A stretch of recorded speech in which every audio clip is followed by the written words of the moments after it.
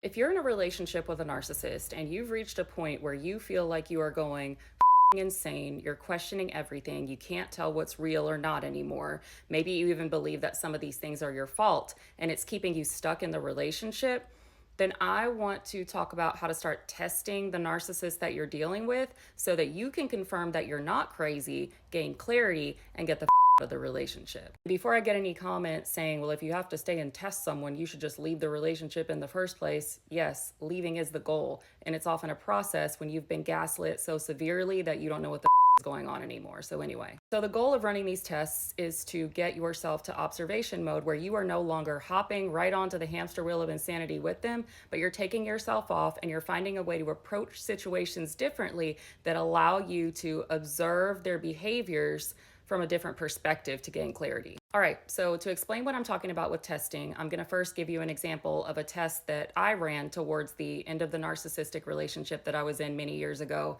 that helped me feel less crazy. And then I'll throw out some different scenarios to give different examples. So one time I was doing laundry, and you know how when you're doing laundry, you like empty out the pockets of the clothes to make sure that you're not accidentally washing something that you shouldn't be washing, right? And so I picked up a pair of his jeans and I was emptying the pockets to make sure of that. And there was a random key in one of the pockets. And it was a key that I'd never seen before, a key I didn't recognize, a key he had never told me about. It wasn't on the keychain with the rest of his keys. And so I was wondering, like, what the is this key for? Like, is it a key to someone's apartment? Like, is it a key to a car that I don't know about? What is it?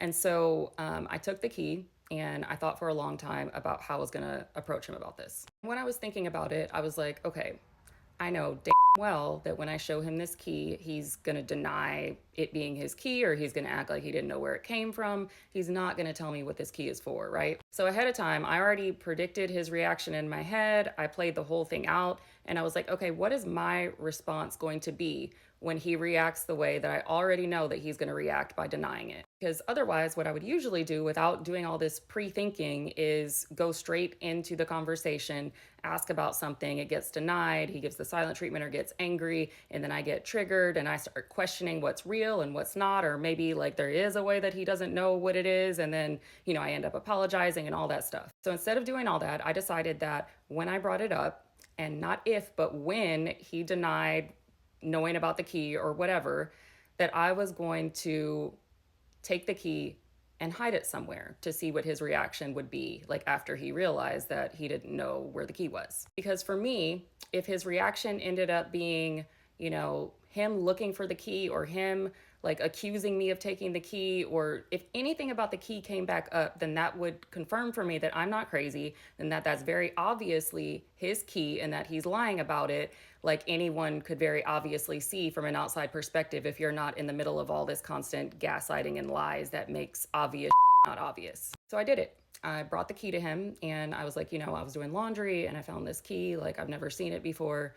What's it for? He very calmly told me, like, I don't know what that key is. I've never seen that key before. You got it out of my pocket? I don't know how that got in there. So I calmly responded and I was like, yeah, it was in your pocket when I was doing the laundry. So is it not your key? He kept denying it, started getting really defensive, kind of started escalating with the anger a little bit. And it even got to a point where he started, accusing me of it being my key to something that he didn't know about. So in my head, I was already like, okay, check. The reaction was exactly what I thought it was going to be. And so I already felt a little bit validated because the reaction happened the exact way that I predicted it would, right? So I felt a little less crazy than I normally would have.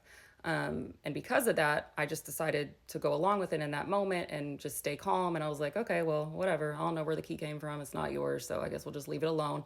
And I took the key and I put it on the coffee table in front of the couch that we were sitting on. And of course, he left the key there and acted like, he had no worries about the key because it allegedly wasn't his, right? So the key was on the coffee table like that whole night. Okay, so when I got up for work early the next morning, before he was even up, I went downstairs and I took the key off the coffee table and I was like, okay, where should I hide this? I'm not going to put it in my purse. I'm not going to put it in my car. I'm not going to put it any place that he can find and accuse me of taking the key, right? So I took the key and I like stuffed it down way, way, way in the couch, like in this little part that was kind of like torn on the inside of the cushion. When I was at work that day, I noticed that he was already being cold in text messages.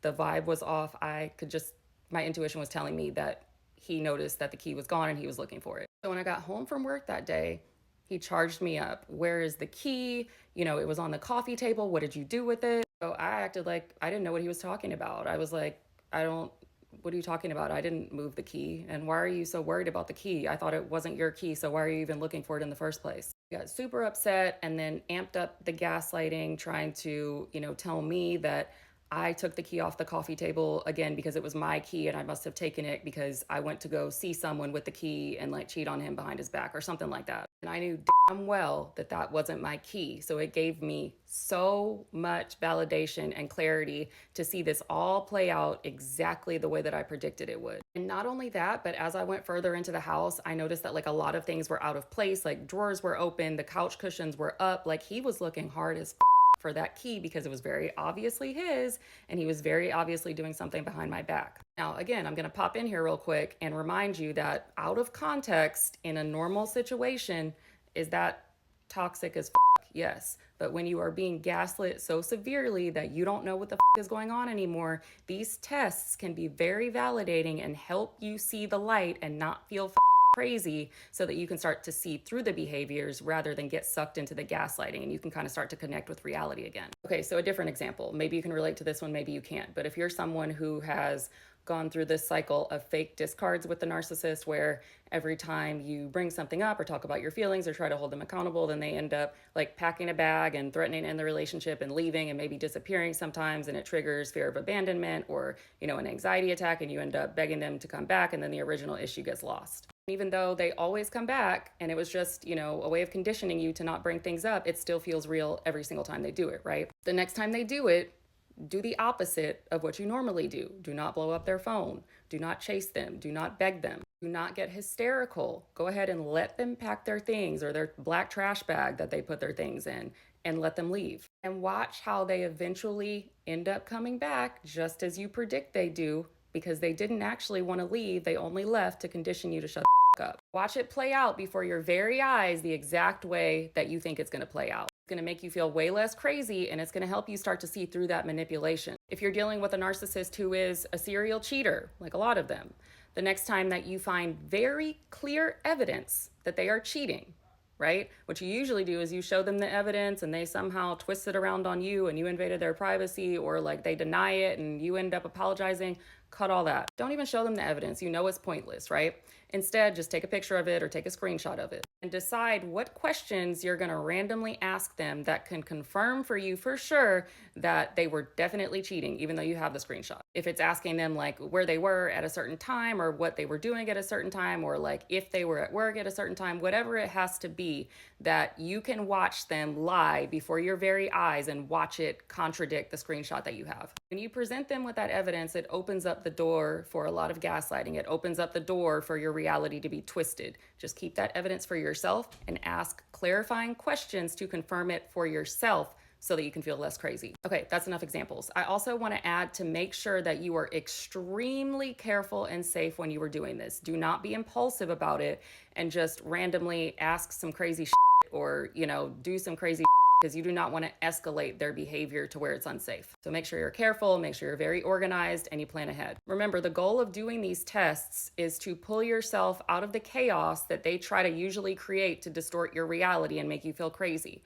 right? You're taking your power back and you are reconnecting with reality by confirming that you're not crazy. If anyone else did this near the end of your narcissistic relationship to help you feel less crazy and you ended up leaving the relationship, tell me about your experience in the comments. Someone else probably needs to hear it too.